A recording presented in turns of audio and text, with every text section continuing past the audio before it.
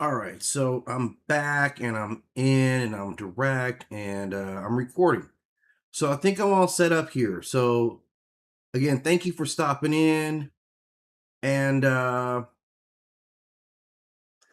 so I'm just kind of like, looking for, what's trending, what's going on in media, what's going on in storytelling and all that stuff, like I ordinarily do. And I came across this. I came across obviously it's a new Spider-Man movie is blowing up, right? Like new Spider-Man is doing well, and Spider-Man has always done well in films. Like Spider-Man's an amazing character when we really talk about like his longevity, right? This forever teenager, and I'm going to talk about Spider-Man here in a minute. But I wanted to talk about this villain right here, Scorpion, because I used to be a Spidey dude, like way back in the day. Like I never liked Spider-Man movies. I don't know why I don't like. I've never liked any of the Spider-Man movies. I love Spider-Man growing up, but in the movies, none of them have done it for me. Not to say that they're bad. It's just I'm just like whatever, right? Like, you're just different to me in the movies, right? But I've paid attention. I've checked out the villains, and like this new Scorpion villain, like I like this dude right here because this is where like the storytelling starts to get really sideways with Spider-Man. Like he becomes such the topic that they create villain for him. So Spider-Man, this villain Scorpion is like basically criminal muscle. Like this guy wasn't even actually a criminal, but like J. Jonah Jameson, it gets to be so obsessed with capturing Spider-Man that he hires this guy like first as a private investigator, and that isn't working, right? And then he goes further. So this character comes out in Amazing Spider-Man number 19. Now, this is back in 1964. This is another like straight out the gate Stan Lee with the Steve Ditko, and he kind of takes the identity of the Scorpion and merges it with the other storylines well. So by 1964, 1965, like this character is integrated into like Spider-Man lore, right? 100%. And it's an interesting because this character was literally like engineered to fight Spider-Man, right? Like obviously the Scorpion, the Spider, like we get that. You guys didn't do that for no reason. Although I went with like, you know, I don't know, fly swatter or like something that eats spiders or whatever.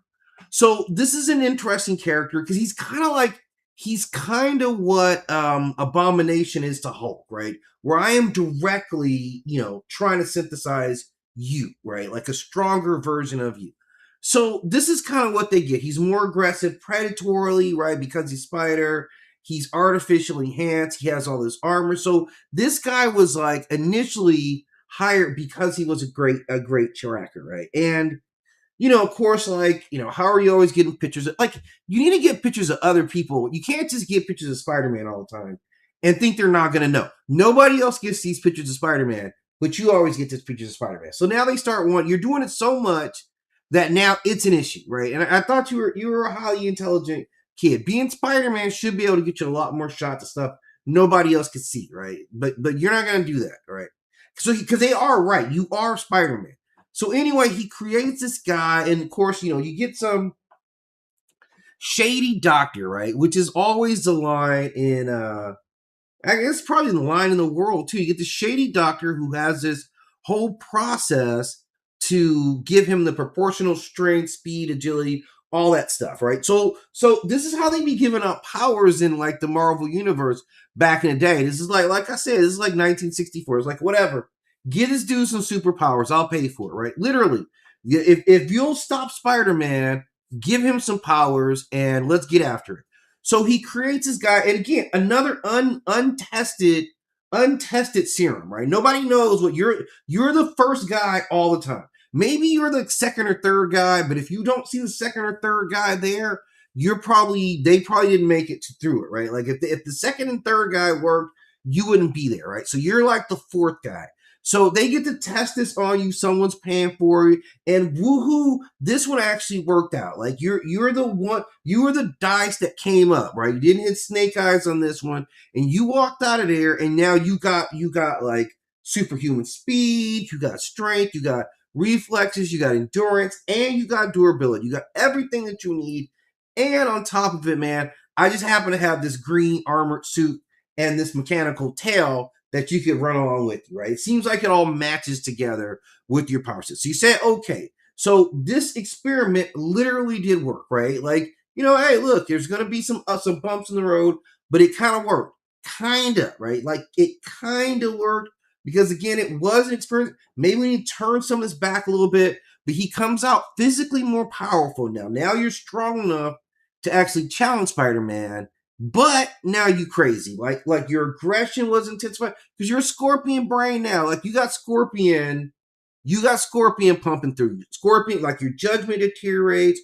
You're the predator in real life. So he kind of gets it and they try to pull it back, but it's done already, right? And this is J. Jonah Jameson. This is so this is kind of like the system. You're so obsessed with him because he's getting the shine as a hero or whatever it is, right? That you create this. So this is a truly deadly character, right? Because this guy's like got tremendous strength. He's on par with Spidey, man. Like he can hang, right? So this very powerful guy. Then you can shoot like blasts out of your shit. Like this dude's dope, man. This mechanical tail. This isn't just like for ornament, right? This is not ornamental at all. This tail. He can control this thing through like a cybernetic, like controlled, like it's a limb, so he can move it like an arm or a leg. He can strike with it, go upside your dome with it. You can attack opponents. You can wrap objects around with it. So he's nice with it on top of all of his other skills. He's just a pretty formidable guy. It's like a reinforced like tip for striking. He can spray acid out of this. He can shoot an electrical discharge out of this. Sometimes projectile weapons, depending on the version. You can get a bladed or pointed sticker coming out of this thing. Like this tail right here, I'm telling you, this tail's bad enough. It'll go through concrete. It'll go through metal. And he didn't even ask him for any of this stuff. They had all this stuff. They gave you superpowers, and they just happen to have your costume waiting up for you. Like, who wouldn't do that? Who wouldn't go ahead and make the costume and be like, yeah, look, I got your social media stuff set up too, right? So you can just get on and start going live because I got your powers, I got your costume, and I got your number one enemy right there, Spider-Man, and here's your act. So get after, right? Get after and make a name for yourself. So this dude is just like I said, he's bad, man. When you get him totally armored up like this, it's kind of ridiculous. And they just unleashed this on the street. So like in terms of raw strength, this guy's, he's right there with Spider-Man, man. sometimes they show him as like physically being stronger than Spidey with the armor. So if for Spider, for Peter, it's always like you gotta outsmart this guy. They make it a little easy because you're mad emotional, right? Like you lose it in your Predator side, so you're mad emotional, right? And you act like you're mad emotional all the time. But this is a great villain right here. Like this armor, man. Like this armor strong enough that you could take bullets, you could take a lot of energy blasts. Like, you know, it enhances your already super strength. Like I'd roll with this, man. This is an ability that I would roll. I would take you would want to take on the Scorpion, man, especially around 1985, 86 in the hero world. Like you're sitting on top of the world right here. The only problem is that now you mentally instable. You mentally unstable. So he just goes on like he would work as an enforcer. Remember, he was a regular guy before J. Jonah Jameson did this to him. He was a regular guy. And now after you create it, ironically, he also gets obsessed with getting revenge on Jameson. So it does come back on it, right? So you represent the man who destroyed his original life, and now he's got killed. And that's your fault. He's crazy because of you. And then he becomes like Venom. Like this is one of the major transformations is he gets bonded with the Venom symbiote. So you know it's gonna be mad crazy. Like this is after Eddie Brock is separated and it finds him, and of course he's all about this. So his version of Venom is even way more monstrous than Eddie's like kind of anti-hero. So it's a whole different thing. It's all that personality. They'll bring this character back. Like you're gonna see him. I think we'll see this character coming up in the next Thunderbolt. I think they got another Thunderbolts joint coming up. I think you'll see him in that, and definitely it'll be in the Dark Avengers because he has a role in that.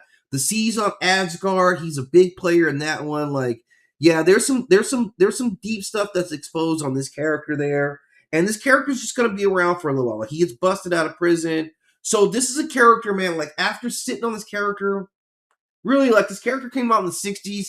He was still growing pretty strong in the 80s. Like this character did surface a lot.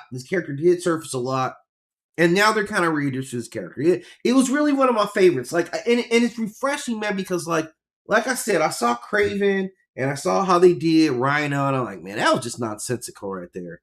That was just nonsensical. But this character right here, yeah, this character's looking pretty much on point. So I didn't really like the Spidey flick. Like, I'm not really into the Spider-Man movies anymore.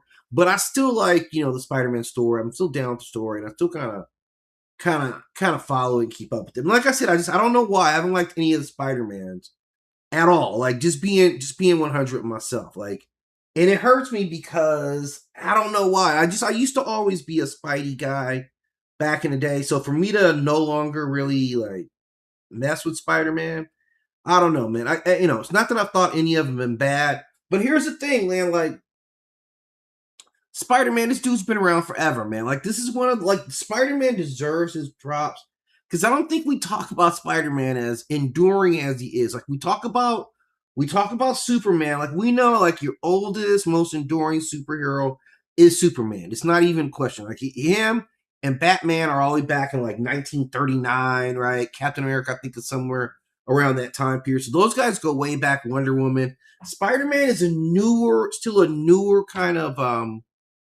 entity, but man, this dude's been strong since 1962. Like 1962, Amazing Fantasy. This is where he debuted. Again, this is Stan Lee and his artist Steve Ditko, and like he's different because this is where he will become an archetype for like the isolated teenager, right? Like that's who he is. He's the isolated teen. He's got to worry about money. Right? He's always got to worry about money. He's getting bullied. Like his elder guardians are kind of dependent on him. Like he does a lot. So like with his powers, he doesn't immediately become courageous, right? Like he wants to go out and try to get money, and that will lead to some very powerful lessons. And we know that. I'm not going to rehash that part of his story because he's a lot more than that. And then in 1963, that's when his comic book actually debuts. 1963, and he will become one of the early flagships for Marvel, man. Like this you've had over 900 issues of Spider-Man comic books, like in various forms, like, and he's had all kinds of stuff like the machinery of his franchise has stayed consistent, like the Bugle, J. Jonah Jameson, Betty Brant, Flash, right? Dr. Octopus, the Vulture, the Lizard, Sandman, Electro, Maestro, Craven, the Green Goblin, the Sinister Six. Like, all these are like very much personal relationships with who Spider-Man is. In 1965, like, you introduce like the master plan story. You start getting a lot of like new sequences. You had a change in the artistry in 1966, so that would change it. In 1967, however, like, Spider-Man becomes like popular cult star in 1967. It kind of doesn't make any sense. Like, Spider-Man's kind of a weird character with like tights and all that stuff on. It's kind of weird, but by 1967, they had the first animated series coming out about Spider-Man, and it was a hit. Like, it was very inexpensive. It was recycled. I think they're still running that thing right now. And this is where we got his song. Remember, Spider-Man had a hook, man. Spider-Man, Spider-Man does whatever a spider can. Like, remember that part. Like, that's something I'd actually forgotten until this very moment. Like, I don't think Superman or Batman had a hook like that, right? The Hulk, nobody had that. This is how long these characters were around. So maybe that's why he's become this, man. He had a hook. He had a very, you were highly identifiable as being different than all the characters, right? You still had that teenage, that youth about you. And so this is where he was. So he wasn't important in the comic book era. He was not overwhelming. He was more like, he was still just Peter Parker, right? So this is kind of where it is. Like, and Spider-Man got controversial, man. Like, they had anti-drug issues throughout that. Like, Spider-Man was very much an advocate. And it's not that I'm saying, like, I've seen some crazy stuff out of Spider-Man. And like man, it was a clip out of the animated series. And I'm telling you, it was one of the most racist things I've ever seen, man. Like, it was really off the hook. Like, they had this dude who was an African. He was the villain, right? But like, just the way they were talking about him and to him, man, I was really, really shocked for that to be a Marvel product. But, and then like in 1973, like, they have a shock. This is where Gwen Stacy dies in 1973, right? Like, this whole era, for that set the premise, like the early 70s of it. That took Spider, like Uncle Ben dying, like, that was one thing that was foundational. Like, we all know we didn't care as much about Uncle Ben as we did about Gwen Stacy, right? Like, that hurt all of us, right? So that was, because it was Gwen Stacy, man. I don't have to even justify, saying that. Uncle Ben, I'm sorry. I think you would feel the same way. So this is like this is like a real wound. Like, he's deeply wounded in this, right? And then in 1974, right, you also get the Punisher. Like, the Punisher comes on the scene in Amazing Spider-Man number 129. And like, just think about it. The Punisher is going strong right now. I just watched the Punisher flick, on, I don't know what it's on, whatever it's on. It's streaming right now. Like, and it was a extremely well done. Extremely well done. So we start seeing like Spider-Man is going strong, strong, strong in the 70s. You get a live action Spider-Man in 77. In 1978, you get Japanese live action Spider-Man in Japan. In the 80s, you get Gen X Spider-Man, like a little darker, like the TV Spider-Man. Spider-Man, His Amazing Friends, which I should rep all the time. That was like a big, that was a big show for Gen X, man. Spider-Man, Iceman, and Firestar. Like, that was a big, big show. I used to rock out of that show, right? It was all about that. So I was heavy into Spider-Man at this time. And I was heavily doing comic books at this time. So I was deep, deep, deep into comic books, right? Deep into Spider-Man at this time. And then, bam, 1984, during the Marvel Secret Wars, Spider-Man gets a black costume, man. Like, we lost it, man. When Spidey got the black costume, we're like, oh, man, this is a whole new Spidey right now, man. Like, you know what I'm saying? That whole entire journey to find out this mother was a symbiote.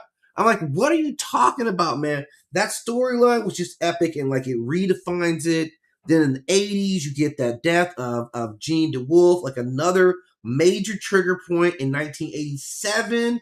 Think about this, in 87, dude's still going on, man. He's still strong here.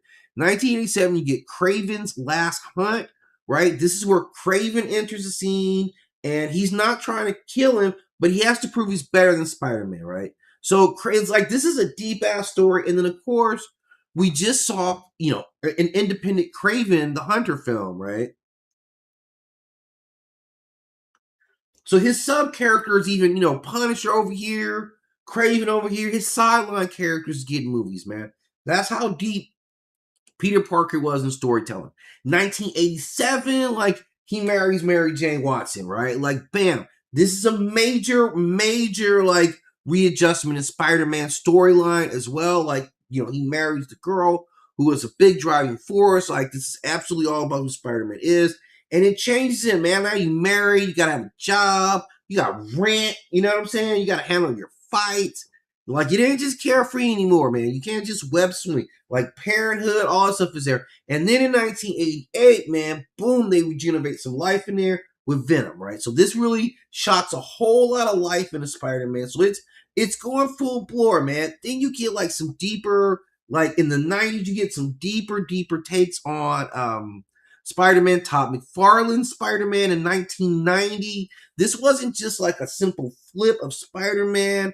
This was the whole visual style, like the eyes, the web patterns, like everything kind of twisted up. He became a like much darker world when this cat gets a hold of it. And we absolutely know what. We knew exactly what Ted McFarlane would do. 1982, we get Miguel O'Hare. This is like a kind of a different take on Spider-Man. 1993, we get Maximum Carnage. Like, think about that. Now, this is where Carnage, man, this storyline was like 14 different issues, and this became like a major defining 1990s cult crossover. This was a major storyline that worked in a lot of ways. Then in 1994, you get like a terrible ass Spider-Man animated series in 1994. This is Fox Kids, so it's gonna. In my eyes, it was terrible. But you get like the black costume, you get it reworked Venom, Hobgoblin, Morbius was in it. They have Blade adapted in it. You have Punisher. So, you get a lot in the series. The Green Goblin, the Clone Saga. You get Secret World. You get a lot of like Spider-Verse in that series. 1994 to 96, that Clone Saga returns.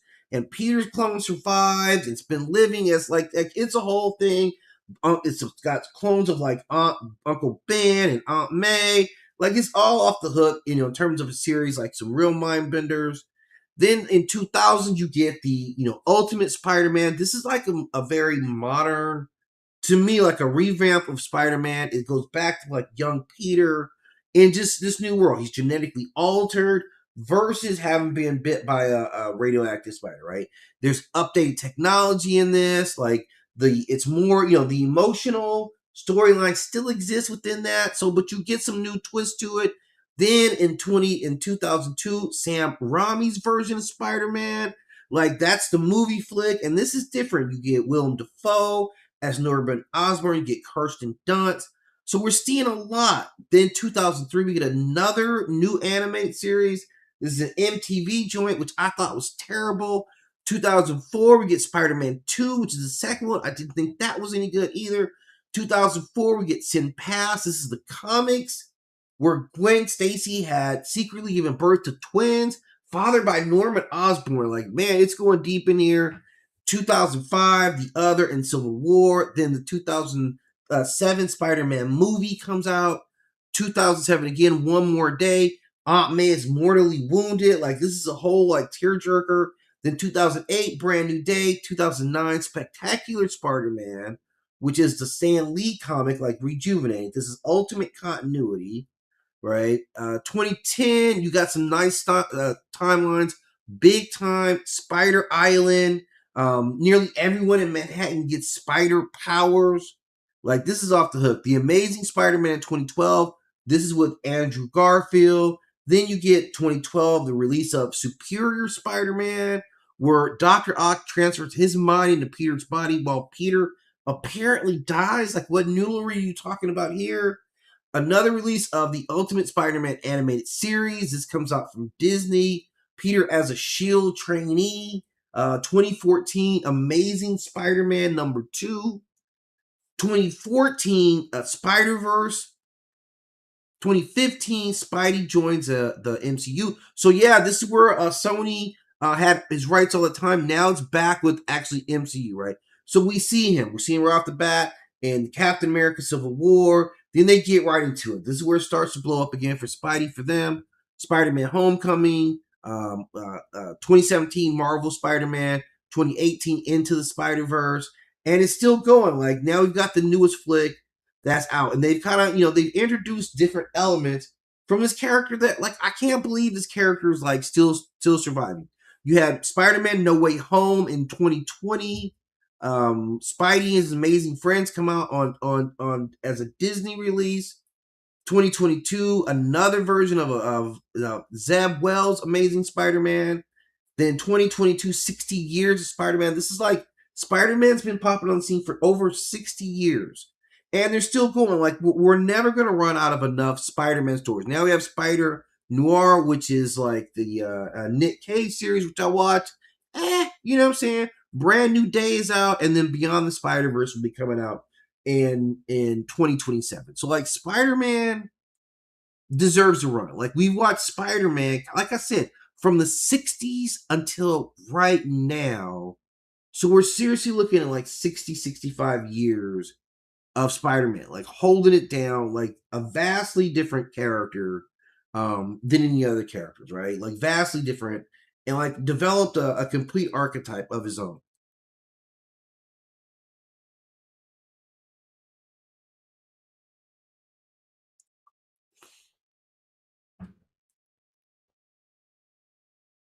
But this, I wanted to speak on this too, man. I was watching some Tom and Jerry, man, and Tom and Jerry's another one that, like, being Gen X, like, I watched a lot of Tom and Jerry, man. Like, way, way, way too much Tom and Jerry. And it's shocking how much cultural influence this Cat and this Mouse actually had, right? Like, Tom and Jerry came out in 1940.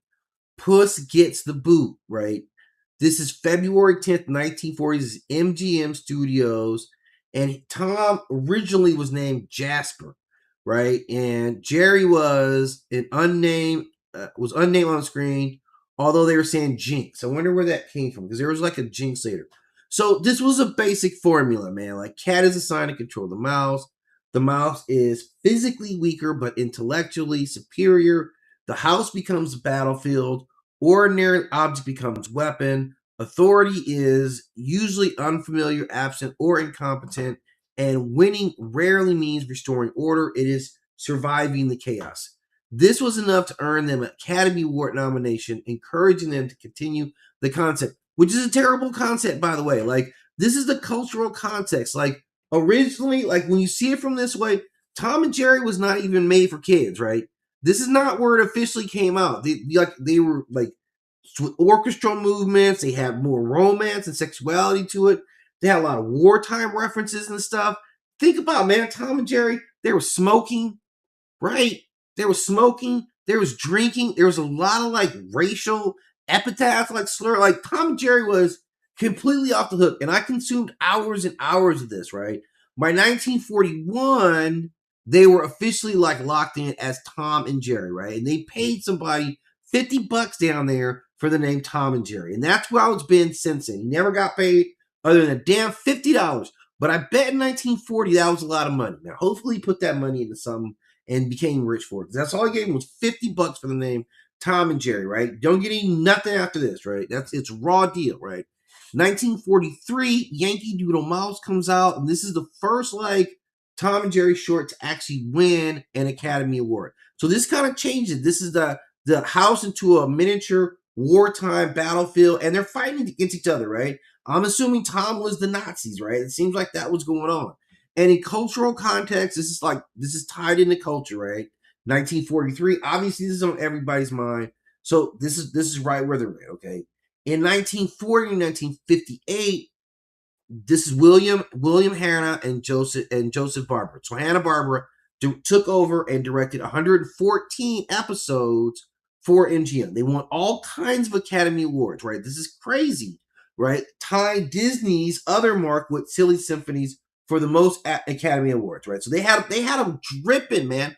They got Academy Awards. Tom and Jerry, of all damn things. This is nonsensical what's going on. 1944, The Yankee Doodle Mouse. 1943, Mouse Trouble. 1946, Quiet Please, where Tom has to try to be quiet around the dog Spike. 1947, Cat Concerto, right? 1949, The Little Orphan. Nibbles turns Thanksgiving dinner into chaos. 1952, The Two Musketeers. Now I'm going to stop right now because that was a great episode. I'm not going to lie to you guys. Like, out of all these episodes here, The Two Musketeers is actually great, right? This is 1952. I would watch that episode. That little French mouse that was kicking it with Jerry. Nibbles. I love that dude, right? Then 1953, Johann Mouse. Jerry dances whenever Tom plays the piano. I don't remember that episode, but I probably saw it. Now, this series was known for a lot of creativity. Like, back in the day, like I said, there was a lot of orchestral movements. There was a lot of time routines. This stuff was not for children, right? And, so, you saw a lot. Like, there was a lot going on in there. Now, was Tom a villain? This is something that's changed with me because early on, I was like, yeah, I'm probably rocking with Jerry. But as I got older, I'm like, yeah, why would I be rooting for a mouse running around my house? I'm rooting for the cat. The cat was law and order up in here. Nobody wants a mouse running around your house, right? Tom, you were a little cocky sometimes, but look, man, you gotta do your thing, man. You could sing. I don't know why that one female cat chose that thug cat over you. I don't even know why she would do this. But Tom and Jerry itself, man, is not without its controversies. Like this, I mean, this show was completely off the hook. Like the whole mammy references, they got a lot of just straight up racist stuff from Tom and Jerry. And I'm like, why would you guys be letting me watch this stuff? They got a mammy literally on the show, and we heard her a lot. So it's a very complex issue. It's not really complex. It's simple as hell. They were just racist, and they were just putting this stuff in there because nobody would say anything about it. They had blackface gags all the way through that. Like, I'm telling you, like, the black lady's always fat. Everybody else was thin.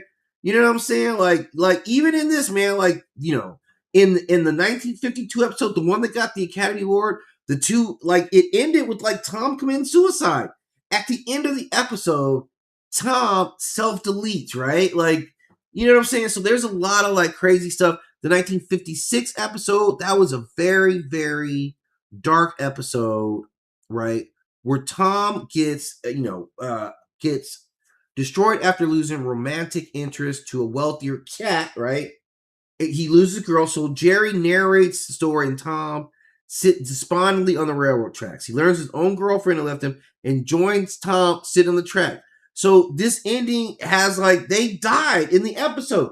They got shook by their chicks, so they went and sat down on the railroad tracks for the train to come and run them over. So you see, like, this is exactly the kind of stuff, like, we shouldn't even gave you guys a show. So in 1958, like, MGM closes it down, so the animation stops for a while, right? Like, and so that was kind of the end of it temporarily. In 1961, they get revived through this Gene Deitch era, who produced out of Czechoslovakia, right? Yeah, I know I didn't like these. Like, these were kind of weird. They were very kind of aggressive. Yeah, I didn't like this. This was kind of like a lot of Cold War contrast and stuff like that. So that was an era. If you've seen those, did not like those. Then in 1963, you get back to the Chuck Jones era. Now we're talking some gas, right? So you have 4 years of just utter brilliance. Tom becomes grayer, more expressive, thicker eyebrows. We see him kind of sharpened up. Jerry becomes larger with a visibly sweeter face. And this is where like they're going, man. Like, Tom is now replacing the cat.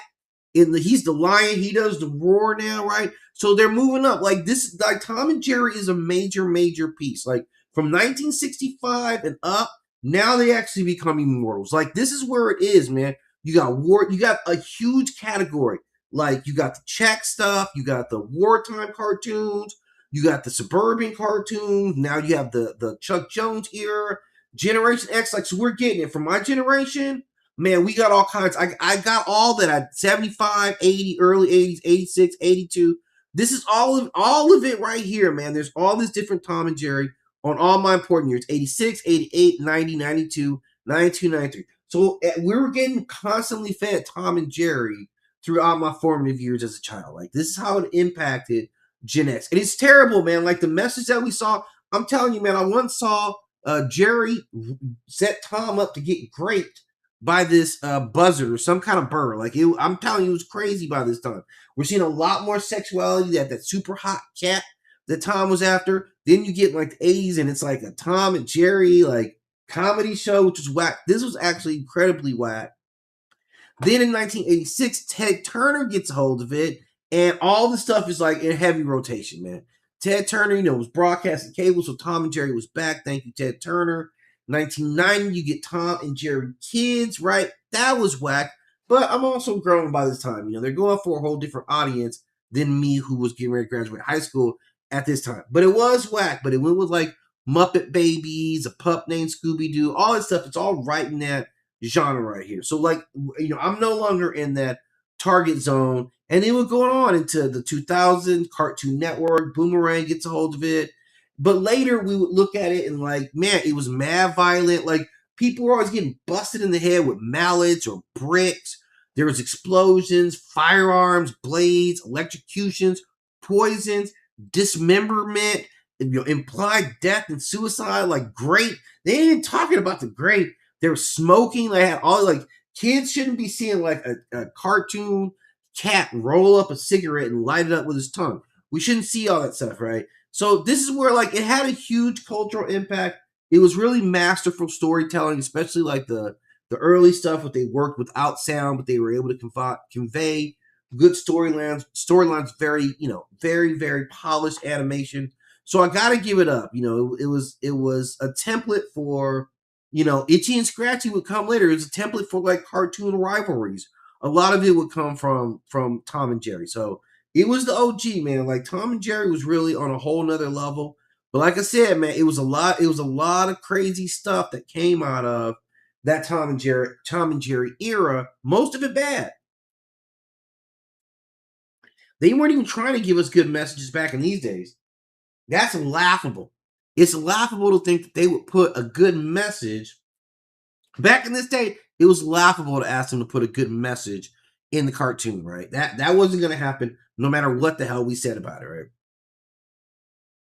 So something I checked out. So I did want to talk about one thing. This is what I watched last night. You guys should watch this one and let me know if you. Oh man, where's this at? Come on, come on. Oh, I gotta get this one here.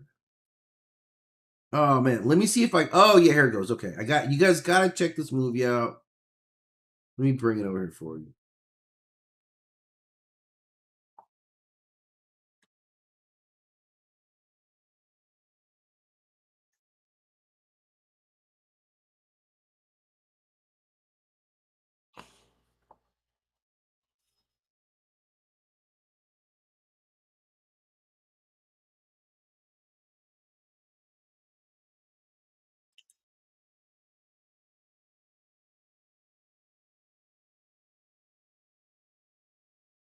All right, so this is one, man. This is an older movie, man. You guys gotta check this one out, man. This is one of my favorite kind of fantasy stories. It's called Wizards, and I'm trying to think, man. This is an older flick. I saw this thing on the Superbox, man. So it's got to be playing somewhere. Maybe like on Tubi. This is a pretty old flick. This was a great time in American animation, man. This is a quick one. This is kind of a post-apocalyptic kind of science fantasy animated flick, right? You have like, elves, wizards, fairies, enchanted forests, mutants, yeah, robots, yeah, Nazi propaganda, all this stuff front and center. This thing came out February 9th, 1977, right? Classic film. This is 80 minutes, PG-13. This is Bakshi Productions, distributed by 20th Century Fox, where Ralph Bakshi wrote and produced it. This is American. This is an American classic right here. This guy was known for pushing American animation beyond traditional family models. He did Fritz the Cat. Oh my God. No wonder. Man, Fritz the Cat is completely off the hook, right? So, look, I'm just going to tell you, there's nothing in this that Fritz the Cat liked to me, but you need to understand that this guy also did Fritz the Cat, right? He did Heavy Traffic, which is also off the hook. Coonskin I haven't seen, but that already sounds terrible. And each one of those has a lot of like race, sexual violence, like a lot of dysfunction. So there's a lot going on in all this stuff. So this guy, like, he does this production all in LA, 1970s, and it's called War Wizards, but comes out later as Wizards. And they spent like 2 mil to make this. It's really good animation. to make like 9 mil, right? So it was a success, you know what I'm saying? But this is very traditional. It's still going strong though. It's traditional cell animation. It's illustrated still images. Like this is old school. It's some great stuff. A lot of good artistry in this one. And this is about early humanity, right? So they kind of build their own fantasy world. Like it's our world. There's Motarg, like this peaceful land of magic. And like all of our ancestors start off here. And then there's Storch, and Storch is like the polluted land. Like this is after it's all jacked up. One land healed, the other land didn't. Because they didn't, and they're all messed up, they want beef with the good land. So it's going down. They're always trying to take over. So you got two wizards, and they're both brothers. Avatar, who's the elderly wizard who protects. I call it like Maat, like this Multag. And then you have Black Wolf, who is his mutant twin brother, right? And so he uses propaganda, he uses military force, he's really fascism, dark magic, psychic manipulation, right? Technological weapons. This is it. He uses historical propaganda. Whereas Avatar is more like compassion. He's, occasionally cynical, but he believes in love, magic, peace, peaceful coexistence. He's not willing, he can heal spiritually. He resists Black Wolf's psychic power. So they're fighting it out, and like it's a full-on battle, and it's got some great characters in here. And I just like it because, like I said, it's a good mix of like magic. So if you're into like a good fantasy flick, at this time, like there's a lot. Like Mark Hamill's in this. You got David Pavel, who plays Necron 99, this robot assassin, right? You got Susan Terrell as a navigator. You got a whole group of fairies, magical creatures with wings. You have elves, you have dwarves, you have wizards, mutants, right? Robots, tanks, and aircrafts. Like it gives you everything. Like it has its own type of magic, kind of a soft magic. Systems are not hard, detailed rules, but we see that the power, lies in like schools and knowledge, but also artifacts, right? Magic is life giving, healing, it's loving, but it's also spiritual possession. It's also the evil stuff. There's wizard magic, there's psychic domination you have to worry about, there's enchantment and illusions, there's technology that's fueled by dark magic, so you actually have to watch out for that as well. But overall, like it's a very like nature versus industrialization, film. It fits for like the theme of the 70s, right? Like this is memory versus his history, like what the human connection, dealing with fascism, like the whole propaganda, and it's got a great animation style, man. Like I said, I would highly look for this. I think if you're just kind of, if you're looking at different storytellings of magic, this is one like that's etched into American history. Like as far as this time, it kind of feels like some Tolkien with some 60s kind of counterculture, right? Environmentalism thrown in there, nuclear anxiety. So there's a lot. It's a hell of a story. And I was just checking it out last night. So I figured I would make that suggestion. You guys should definitely check this flick out. But until then, man, I'm going to dip out, grab myself a little bit of dinner, and then I'll holler at you guys later.